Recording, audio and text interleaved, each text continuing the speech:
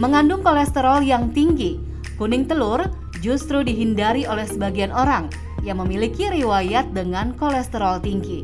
Namun apakah ada manfaat bagi kesehatan dari mengonsumsi kuning telur?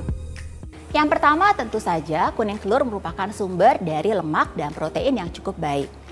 Selanjutnya, karena kuning telur cukup lengkap mengandung mikronutrien baik vitamin dan mineral sehingga baik sekali untuk tubuh untuk dikonsumsi.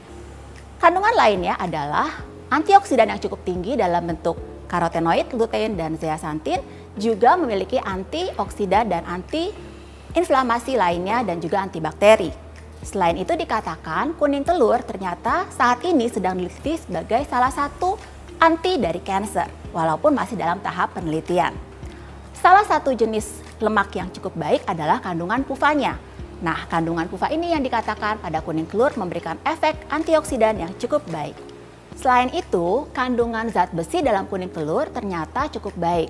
Oleh karena itu, seringkali pada orang-orang yang menderita anemia defisiensi zat besi, dapat kita berikan kuning telur sebagai salah satu sumber dari zat besinya.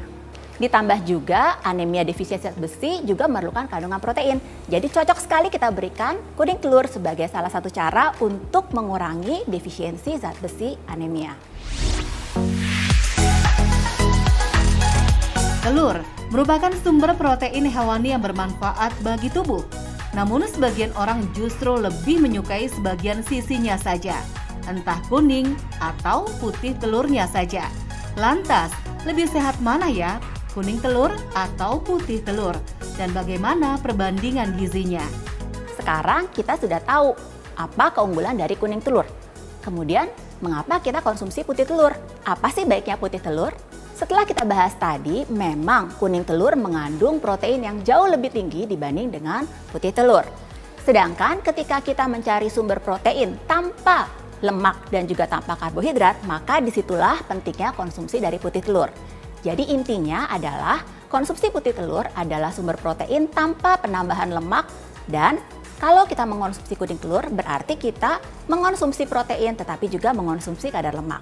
Dan juga yang penting adalah pada putih telur tidak terdapat kolesterol. Hal tersebut yang menjadi pilihan ketika orang mau mengonsumsi protein dalam bentuk tinggi tetapi tidak mau kalori tinggi dan juga tidak mau kandungan kolesterol dan lemak yang tinggi. Berbeda dengan saat kita mengonsumsi kuning telur.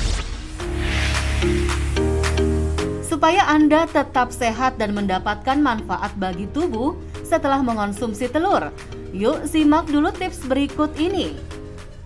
Nah, sekarang bagaimana sih cara memilih telur yang baik?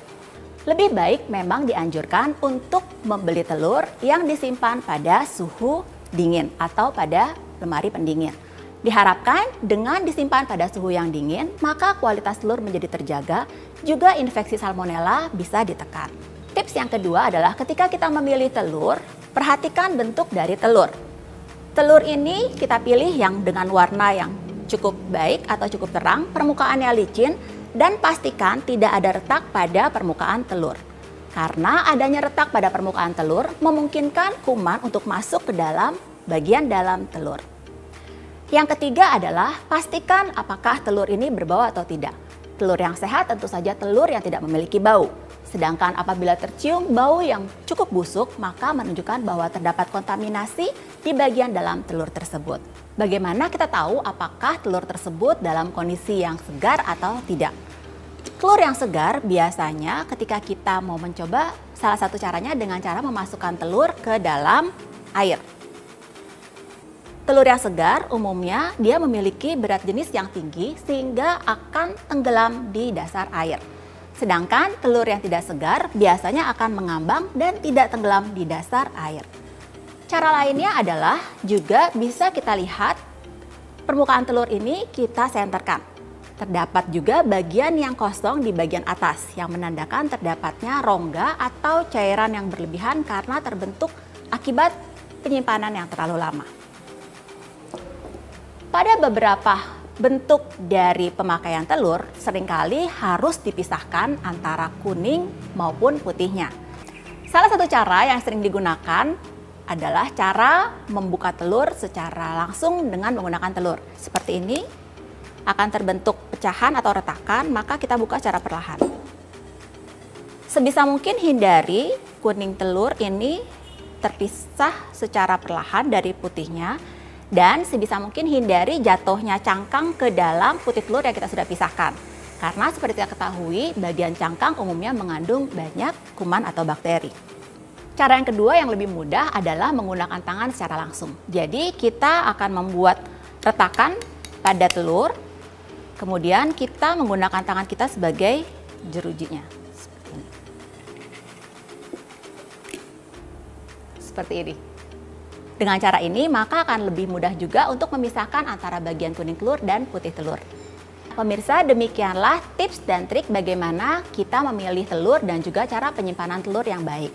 Mudah-mudahan tips tersebut dapat membantu kita untuk menggunakan semaksimal mungkin telur yang kita konsumsi dan juga dapat memberikan kesehatan yang lebih baik juga. Dan salah satu sumber protein yang cukup terjangkau sehingga konsumsi protein pada kehidupan kita terpenuhi. Saya Dr. Ferawati Sudarma, MGC SPGK untuk Hidup Sehat Plus.